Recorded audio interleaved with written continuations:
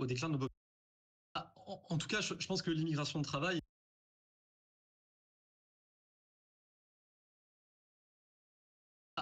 En tout cas, je pense que l'immigration de travail n'est pas la solution miracle au déclin de nos populations actives. Sur le constat global, je partage assez largement ce qui a été dit par Maxime Sbailly. Le caractère historique du décrochage, de notre natalité est quand même avéré.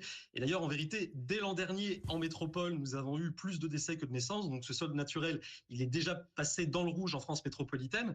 Je dirais que la solution de l'immigration de travail, dont j'entends qu'elle n'est pas la seule proposée par Maxime Sbailly, elle est finalement en tension avec les deux autres pistes qui sont beaucoup plus structurelles. Il y a d'une part effectivement le fait de travailler plus. La question est de savoir si aujourd'hui les actifs occupés ne travaillent pas assez ou s'il n'y a pas assez d'actifs qui travaillent en France.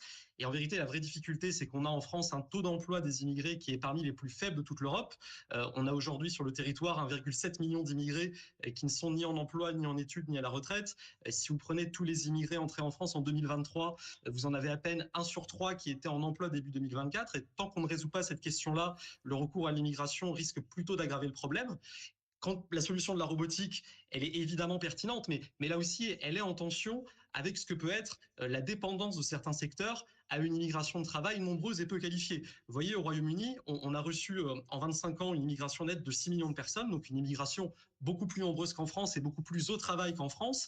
Et ça a eu notamment comme effet un peu négatif qu'un certain nombre de secteurs, au lieu d'investir dans la robotique, au lieu d'investir dans l'automatisation, dans le progrès technique, dans le fait d'améliorer leur productivité en produisant plus avec un même nombre de travailleurs et un même nombre d'heures de travail, finalement, on se rentrait dans une dépendance un peu confortable qui fait que plutôt que d'avoir des robots, on préfère avoir des immigrés parfois clandestins qu'on paye mal.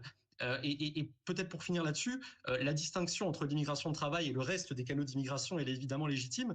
Et je pense qu'il faut garder en tête que les différents canaux d'immigration sont corrélés. C'est-à-dire que plus d'immigration de travail, c'est aussi plus de regroupement familial. L'un ne se substitue pas à l'autre, pardon.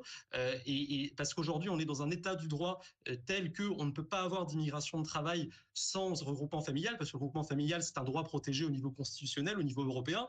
On pourrait envisager une révolution juridique pour changer ce droit, mais il ne me semble pas que ce soit à l'ordre du jour.